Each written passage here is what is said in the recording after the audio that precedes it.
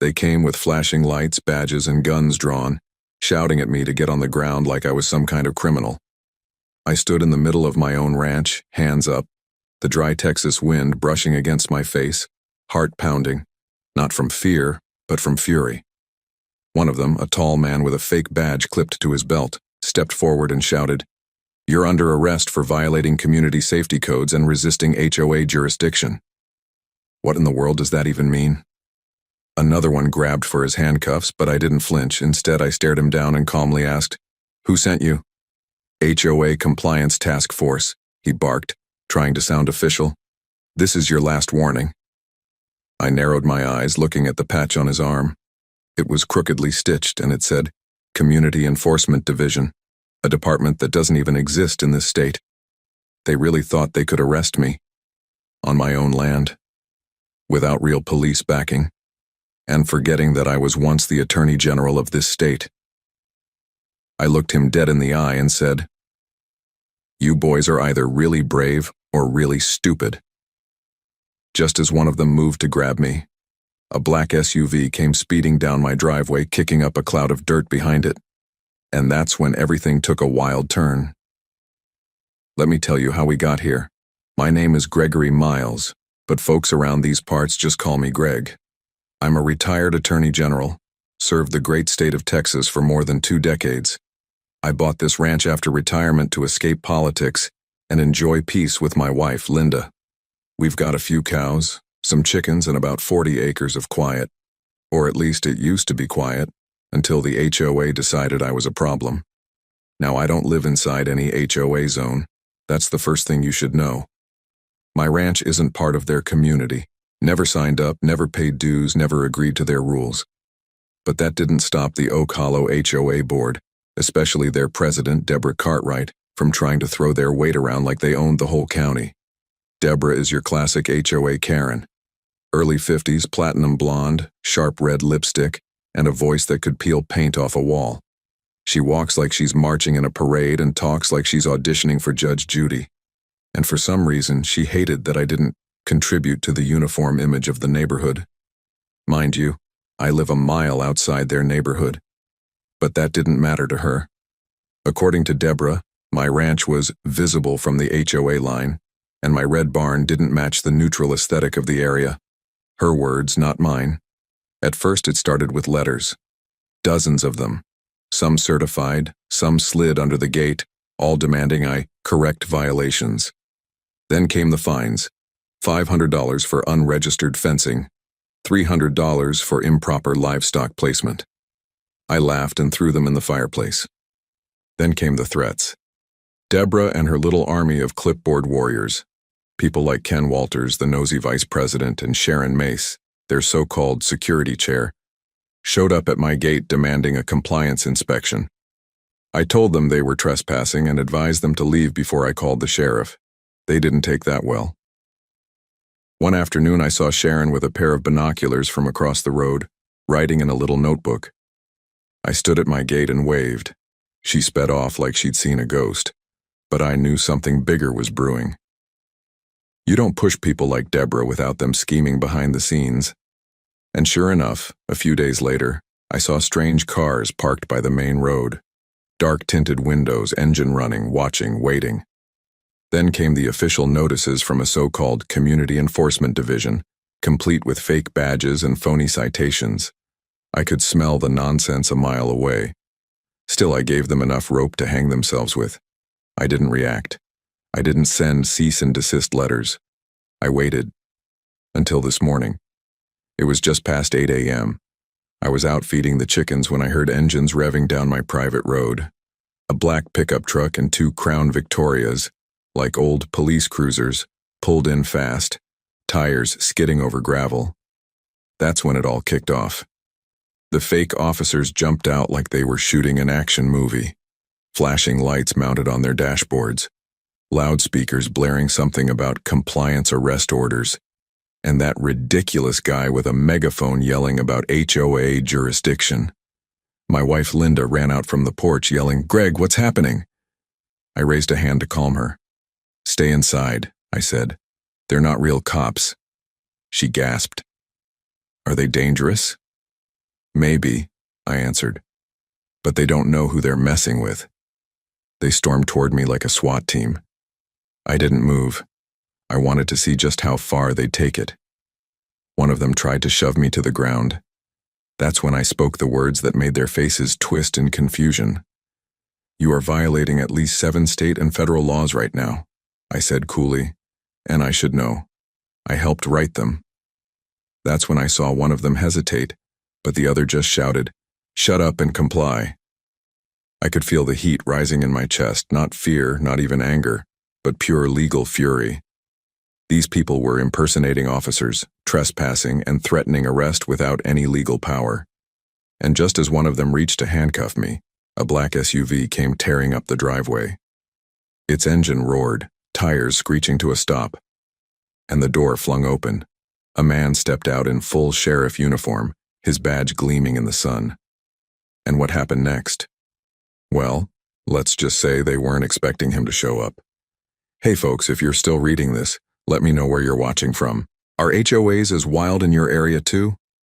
You're about to meet the sheriff, the one man who had my back through all this. And trust me, this story's just getting started. The sheriff slammed his car door shut with force, the echo of it bouncing off the hills behind my ranch. Dust swirled around his boots as he marched straight toward us, not breaking stride even once. His eyes locked onto the so-called officers trying to arrest me. "Drop the cuffs," he barked. His voice wasn't loud, but it carried the kind of authority that made you freeze on instinct. The one closest to me turned, startled. "Sir, this is HOA business. We're performing a lawful compliance arrest." The sheriff pulled out his badge, held it high, and stepped nose to nose with him. "You're performing what now?" I couldn't help but smirk. The sheriff's name is Eli Donovan, and he's not only the head lawman for this county, he's an old friend. We worked together back when I was Attorney General. I helped him get elected when he was just starting out, and we've been on each other's Christmas card list ever since. But today, Eli wasn't here for small talk. "Badge. Now," he ordered the imposter. The fake officer hesitated. You could see the panic rise in his eyes as he fumbled with the clip.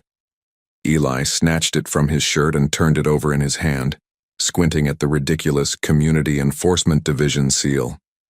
Eli raised an eyebrow. "This isn't even laminated right. Where'd you get this, a cereal box?" Another one of the fake officers tried to walk away, but Eli turned sharply.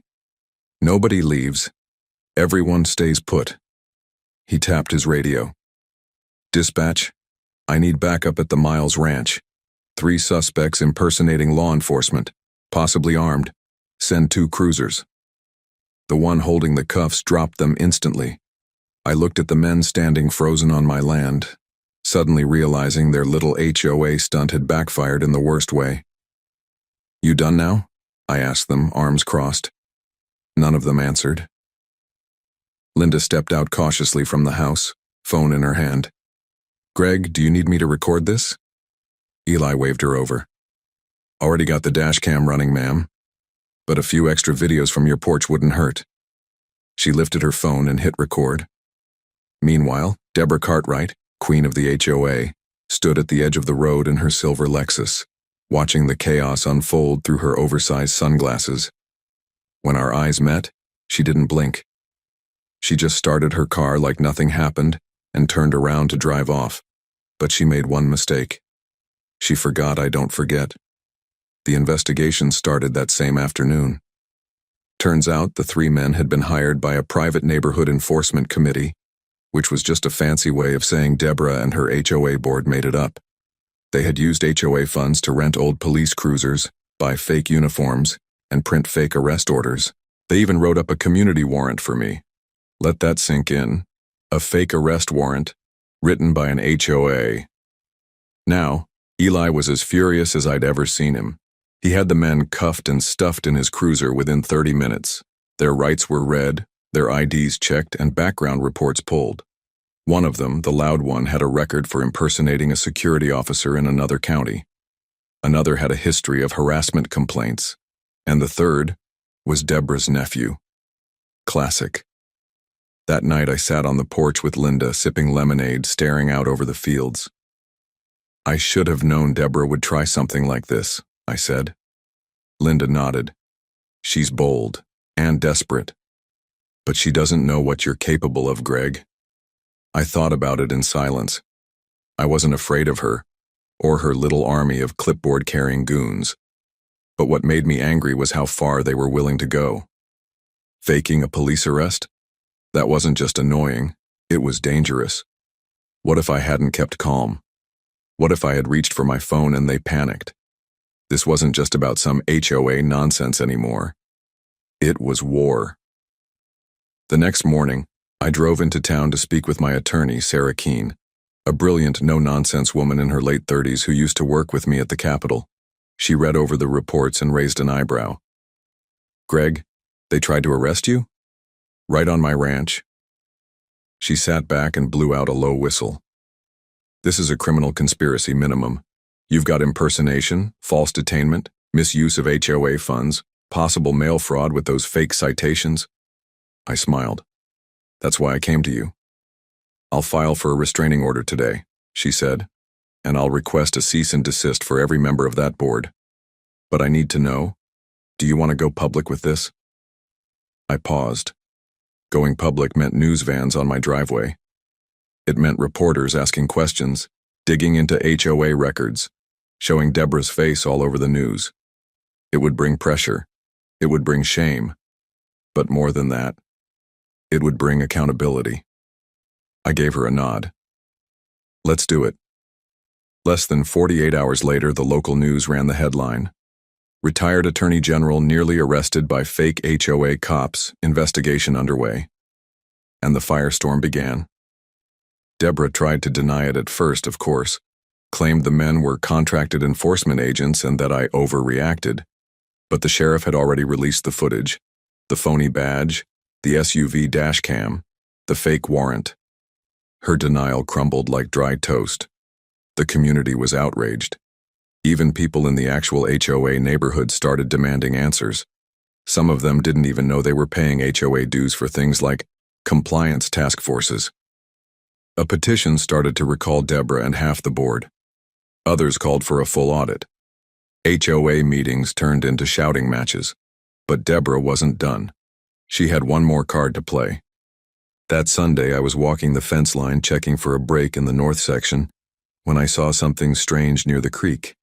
It looked like trash at first, sheets of paper weighed down by rocks. I walked closer. My heart dropped. They were printed flyers, hundreds of them, all over my property. Each one had my face on it, a poorly photoshopped mugshot, and the words, "Dangerous criminal, HOA violator, do not approach." They were trying to smear me. Even worse, they had the HOA logo on them. That's when I knew. This wasn't just about property lines anymore. This was personal. And I wasn't going to play defense anymore. I was going to strike back, hard. The next morning, I took one of the flyers and laid it flat on my kitchen table. Linda stood over my shoulder, arms folded, jaw clenched. She didn't say a word, but the fire in her eyes said enough. This wasn't just HOA foolishness anymore. This was defamation. It was trespassing. It was targeted harassment. They hadn't just posted these flyers in the public park or on telephone poles. No, they crossed onto my land and scattered them by the hundreds. That meant they'd broken the fence, entered my private property in the dead of night, and walked nearly a half-mile to the creek just to dump propaganda. Linda finally spoke, voice cold and sharp. "They're trying to make people afraid of you." "Not afraid," I said. "They want to isolate me, shame me, make the HOA members too scared to stand with me."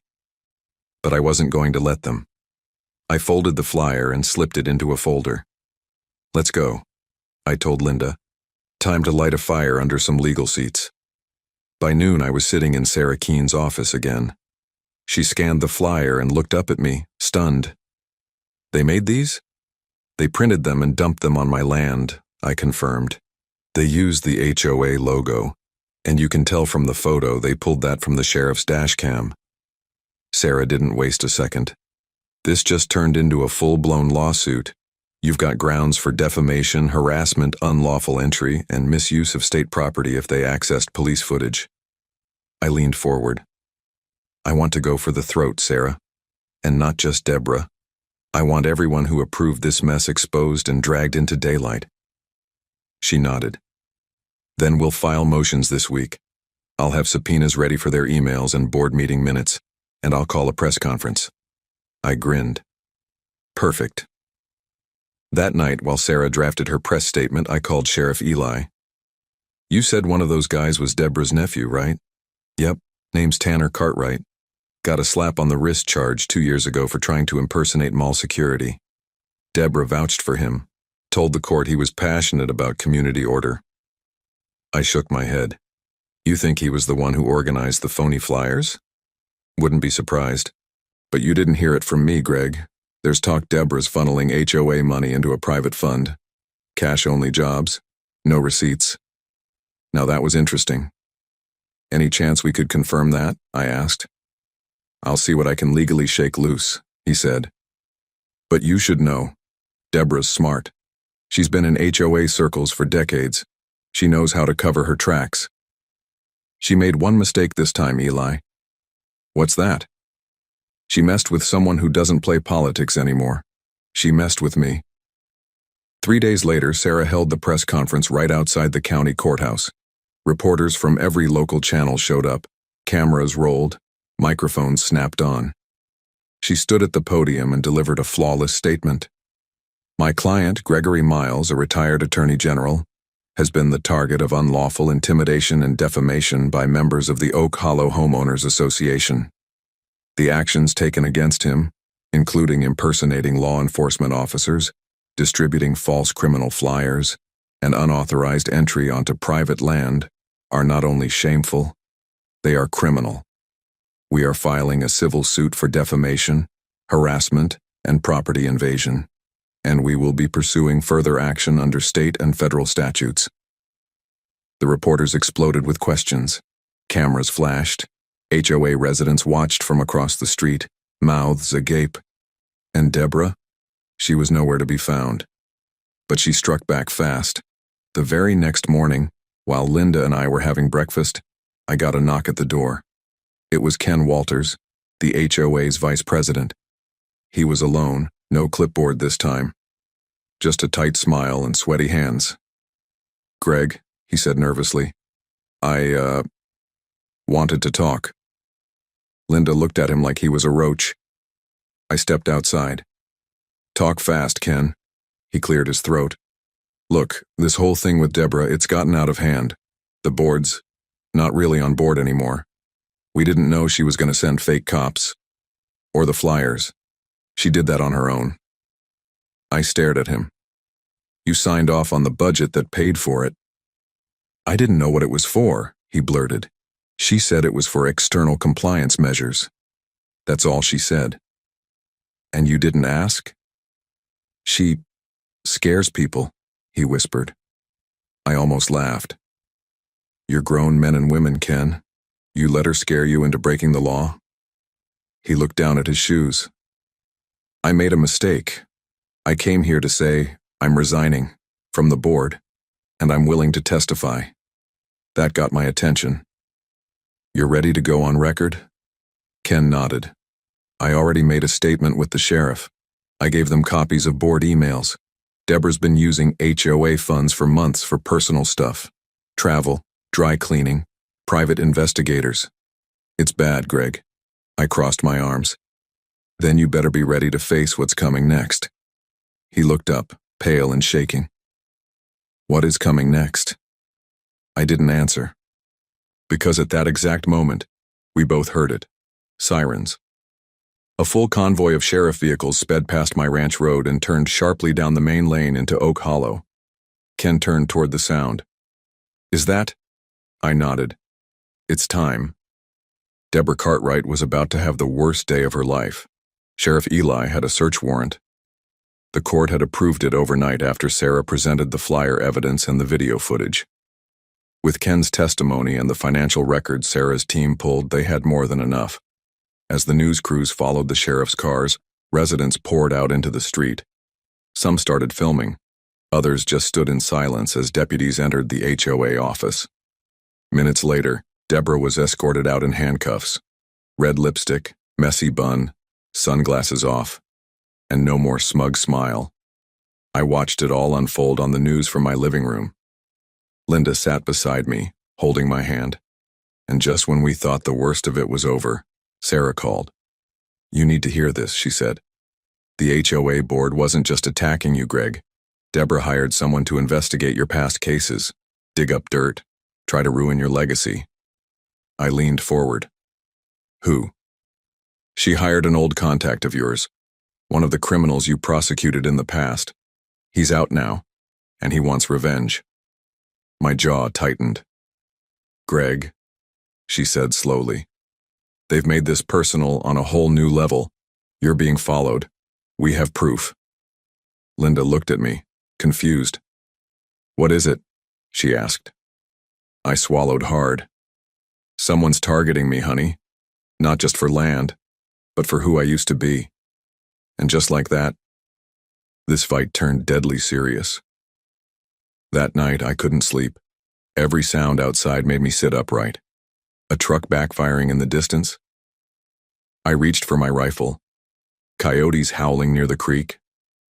I double-checked the motion sensors. Linda sat quietly at the window, clutching her robe tight, watching the moonlight spill across our land like it might carry shadows of danger. I wasn't scared for myself. I'd dealt with threats before. Politicians get death threats all the time, especially those who stand up to corruption. But this was different. They weren't just attacking my reputation anymore. They were threatening my home, my wife, my life. And they didn't care that I was a retired attorney general. By sunrise, Sheriff Eli was back on my ranch. He stood at the foot of my porch, his boots coated in dust, his face hard and unreadable. "You were right," he said simply. "We found the tracker." My heart dropped. "Where?" "Under your truck," he said. "Wired near the fuel line. Small, military grade. Someone knew what they were doing."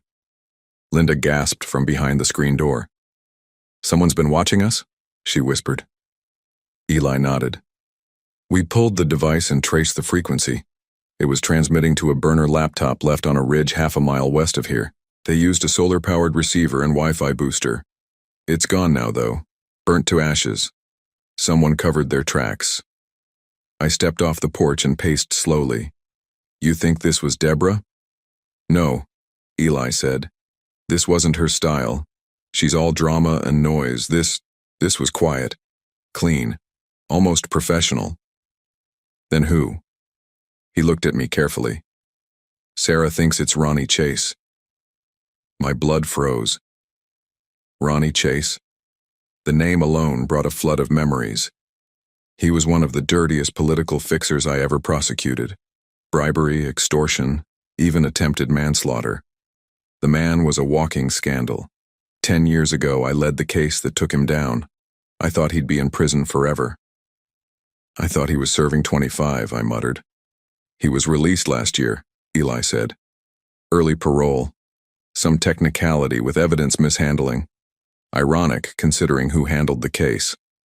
I rubbed my face. "You think Deborah hired him?" "She may have tried to smear you with flyers, but Ronnie? He's not here to smear. He's here to destroy." I stared out over the hills, past the rustling trees and the cattle grazing in the distance. My sanctuary had turned into a hunting ground. I looked at Eli. "Then we take the fight to them." Later that afternoon, Sarah arrived with thick folders, her eyes bloodshot from lack of sleep. "We have enough now to go federal," she announced. "On what grounds?" "Organized harassment, misuse of association funds, defamation, stalking, and with Ronnie's involvement, it becomes a criminal conspiracy across state lines. I filed requests for a protective order, and I've alerted the DOJ." I sat across from her, digesting every word. Linda brought coffee, placing it gently beside me. Sarah flipped through the folder. "Also, you'll love this, Deborah wasn't just misusing funds. She was also trying to force a rezoning vote to expand HOA control over neighboring lands, including yours."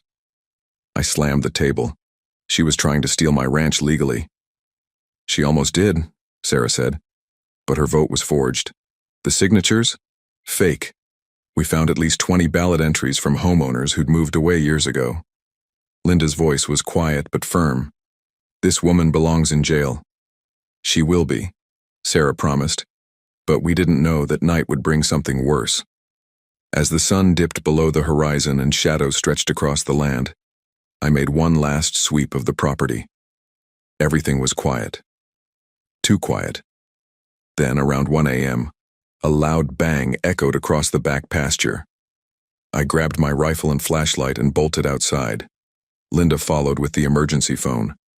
I sprinted to the barn, heart racing, and there it was. The fence had been cut open, wires slashed, wooden posts splintered. My animals were panicked, mooing, clucking, running in circles, and spray-painted in thick red letters across the barn door were 4 words. "You won't win, Greg." The paint dripped like blood. The message was clear.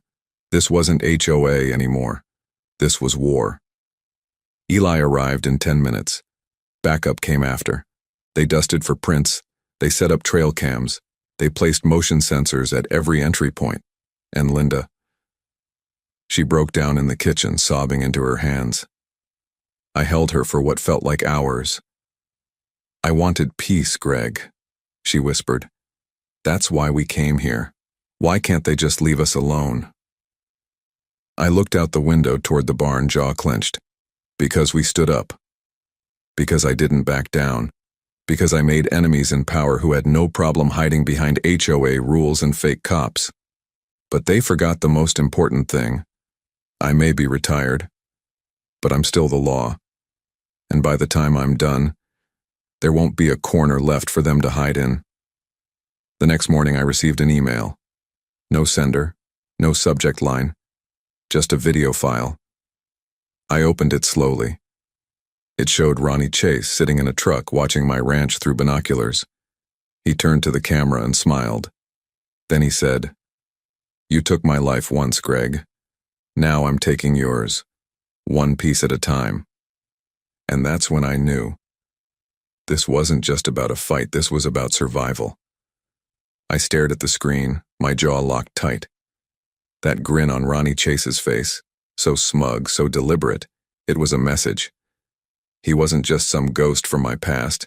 He was back, alive, and hunting. Linda leaned over my shoulder. Her hand flew to her mouth the moment she saw the video. "Oh my God," she whispered. "That's him. That's the man." "I know," I said, trying to keep my voice calm. "Ronnie Chase, out of prison and playing games again." "But Greg," she said, trembling. "He was sitting right outside, watching us." I grabbed my phone and called Eli. "Sheriff, we have video confirmation.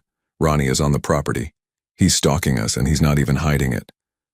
"Send it to me," Eli said quickly. "Don't do anything reckless, Greg. Let's handle this the right way." "I'm not doing anything reckless," I said. "I'm doing what I should have done 10 years ago. Finish what I started." I didn't sleep that night. I sat on the porch with my rifle across my lap, my eyes trained on the tree line. Linda dozed off beside me in a blanket, and even though the air was still and quiet, I knew it was only the calm before another storm. At 4:17 a.m., one of the new motion sensors near the west gate lit up. I didn't move. I waited. Then I saw it. Just a flicker, a shadow darting behind the shed. I turned off the porch light, crouched low, and crept silently along the edge of the house. My boots made no sound against the gravel. I reached the shed and spun around the corner, empty, but the gate had been opened, and zip tied to the fence post and was a white envelope. I ripped it down and opened it. Inside was a single sheet of paper with typed words. "Nice cameras, but you still missed me." And below it, in neat, cold font, "I'm closer than you think." Eli arrived minutes later. "This guy's escalating," he muttered. "Leaving direct threats, taunting you on video, bypassing surveillance. He knows your property, Greg." I nodded grimly. He probably studied the layout from public land records, maybe even posed as a surveyor. "We're moving into federal jurisdiction now. I've already notified the FBI field office. But even that didn't ease my tension. I knew Ronnie. He was a master manipulator, always 3 steps ahead. And if he was truly closer than we thought, then he could strike anywhere. Eli placed 2 officers at the end of my road. Linda and I upgraded our locks. I installed bulletproof glass on the front windows. And I told Sarah to double the security on my lawsuit filings. We were at war on 2 fronts now, one legal, one personal, and both were boiling. Meanwhile, the HOA board had completely fallen apart. Ken's resignation triggered a domino effect. Sharon quit next, 2 others followed. That left Deborah Cartwright, now under house arrest, gripping onto control with her last red nails. Then the audit results came in. Sarah walked into my living room holding the report like it was a nuclear code folder. "Greg, we found the transfer," she said. "What transfer?" $20,000. HOA funds, wired to a private investigator. No name listed, just a P.O. box in El Paso. "Let me guess," I said. "Ronnie Chase?" "We traced it to him within the hour," Sarah confirmed. Deborah had paid Ronnie, under the table, with HOA money. She was funding a criminal to stalk a private citizen. That sealed it. With that, we filed a motion to dissolve the HOA's legal standing. By law, an HOA can be dismantled when there's provable fraud, misuse of funds, and risk to public safety. We had all 3. But just as the lawsuit gained national attention and the court date loomed, Ronnie struck again. This time, he didn't come in silence. This time, he left a bomb. It was disguised as a delivery package. Plain brown box. No return label. Sitting neatly at the edge of my front porch like any Amazon order. Linda saw it first. "Greg," she said slowly, "did you order anything?" I looked at the box, and every hair on my neck stood up. "No," I whispered.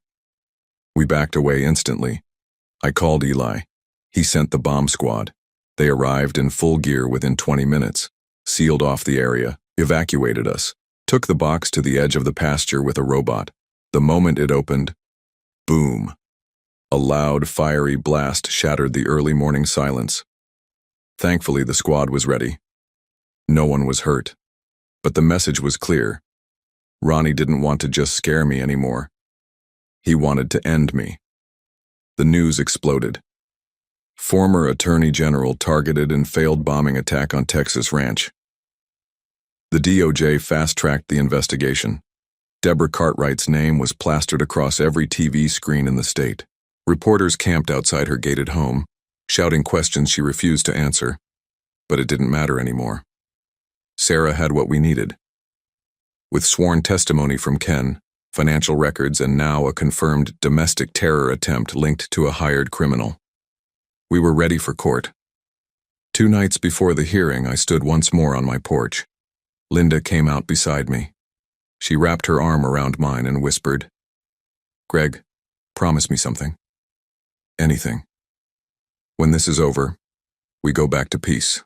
No more lawsuits, no more fights, just sunsets, chickens, laughter." I smiled. "You have my word." She nodded and leaned her head on my shoulder. Then a car pulled into the driveway, a sleek black sedan.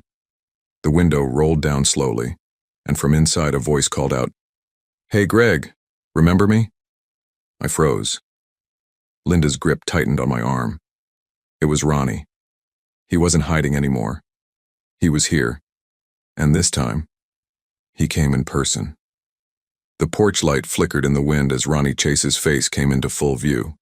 That same smug, punchable face I remembered from the courtroom all those years ago. He hadn't aged much, just slicker, cockier, more dangerous.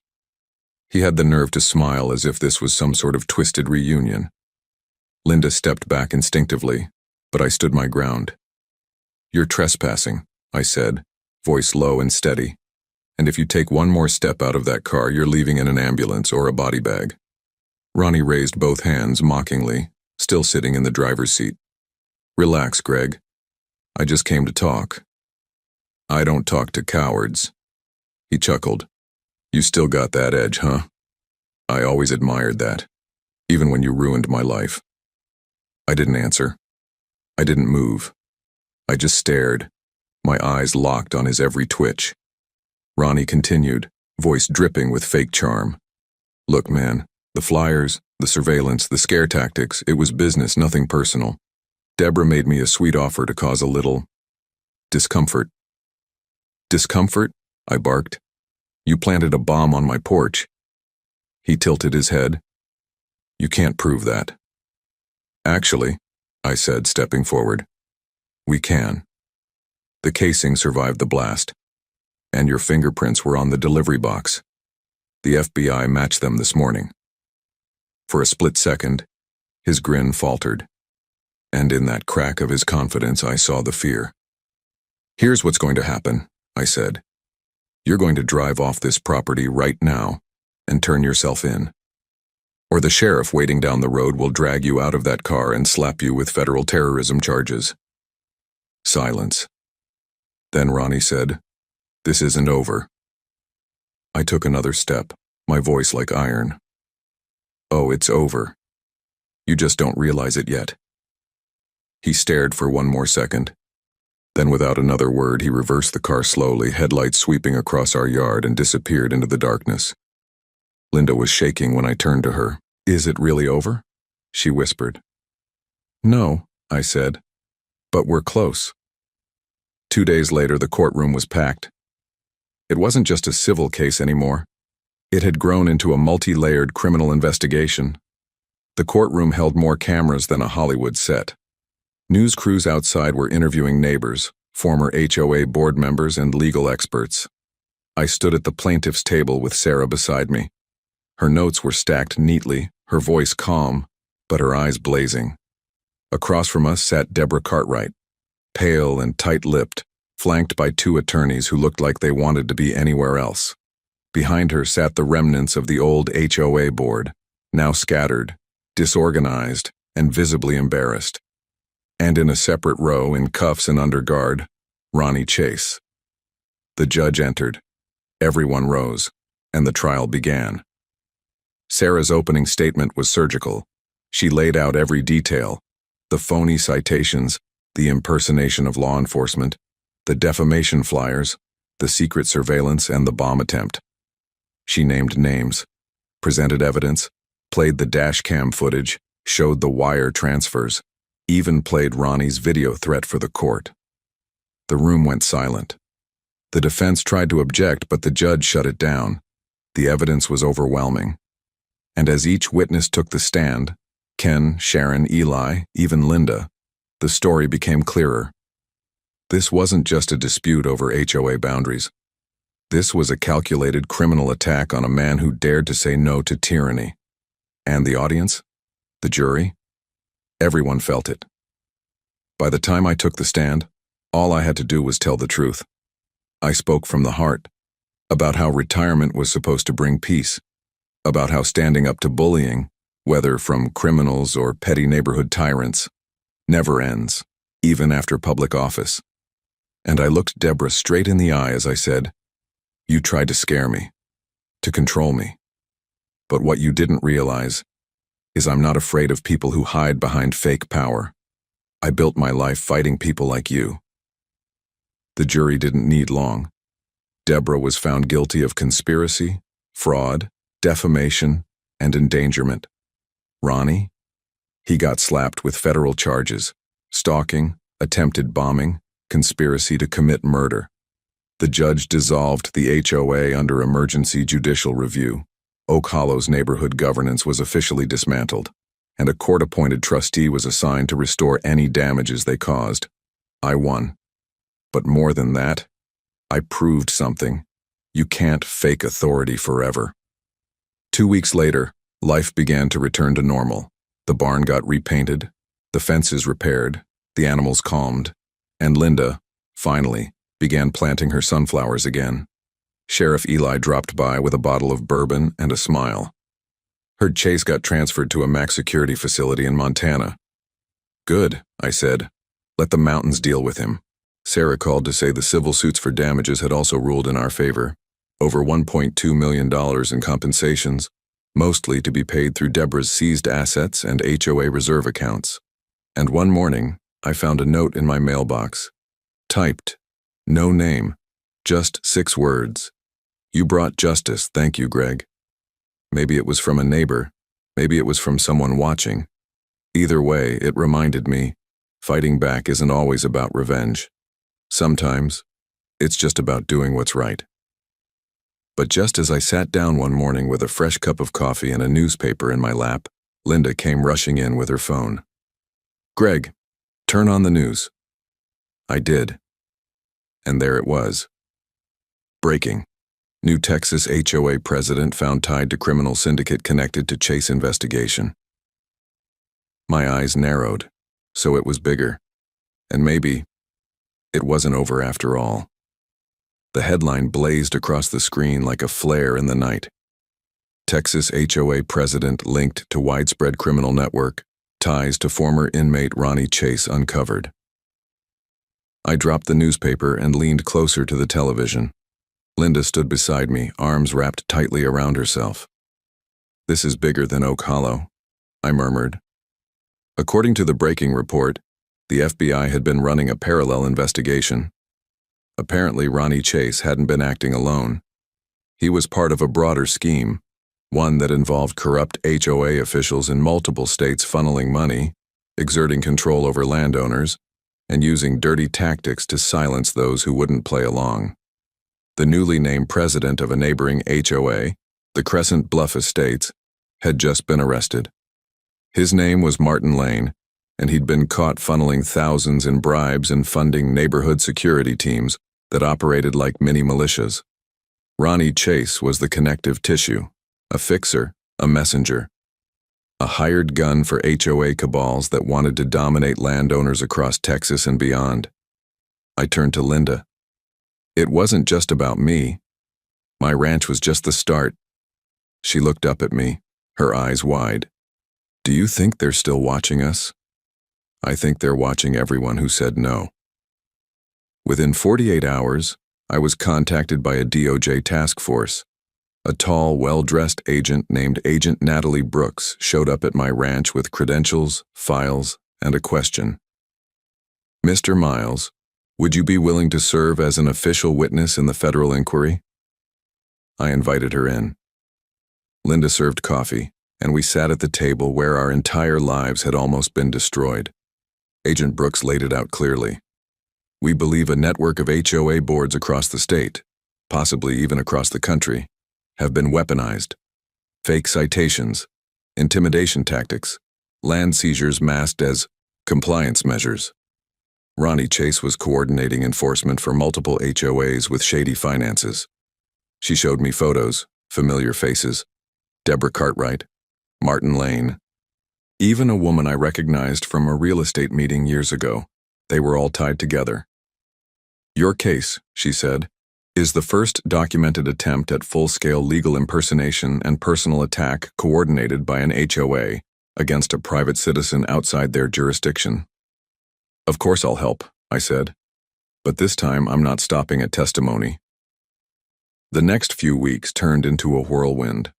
I was flown to Austin to give a deposition in front of a federal oversight panel. Sarah stood by me as my legal counsel, but I spoke plainly, just like I always had. I told them what happened. I named every HOA official involved. I provided evidence, recordings, timestamps, witness statements. And when I finished, I added, if you don't act now, more innocent landowners, retirees, veterans, single parents, are going to be harassed into giving up their homes. You let these power-hungry HOA tyrants build empires behind closed doors. I'm asking you to tear the doors off the hinges. The room applauded. Back at home, things slowly returned to calm. Linda began gardening again. I went back to fixing the old tractor. Sheriff Eli visited more often, usually with a beer in one hand and jokes in the other. You know, he said one night, you really stirred up a hornet's nest. I didn't stir it, I replied. I smoked it out. He laughed. Fair enough. Then, one evening, something happened I never expected. A letter arrived, handwritten, no return address. Inside was a simple message. I used to be afraid of my HOA. After watching what you did, I'm not anymore. Thank you. Beneath it were 37 signatures, all from people I'd never met, folks from across the state, some from out of state, people who had seen the news, heard the story, or watched the courtroom clips go viral online. I felt something shift in my chest. This wasn't just my fight anymore, this was bigger. Weeks later, the final verdict came in. Ronnie Chase, 25 years without parole. Deborah Cartwright, 15 years with additional civil penalties totaling $850,000. Martin Lane, under federal indictment pending trial. And me.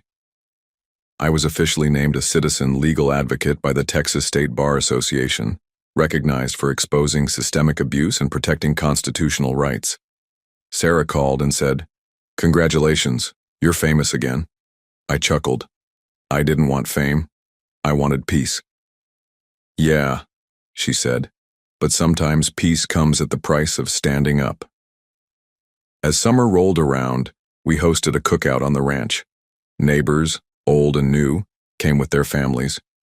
Kids ran through sprinklers. We grilled ribs, played music, and toasted under the Texas sun. And at the edge of the field, where the barn once bore red letters of hate, we painted something new, a mural of a gavel crushing fake HOA badges underfoot. At the top, in bold white letters, we wrote, "You don't own me." And below that, property, justice, freedom. To everyone watching this or reading my story, wherever you are in America, never let bullies hide behind titles. Never let fake authority steal your peace. And never, ever forget, sometimes the law wears a cowboy hat, and sometimes justice rides a tractor.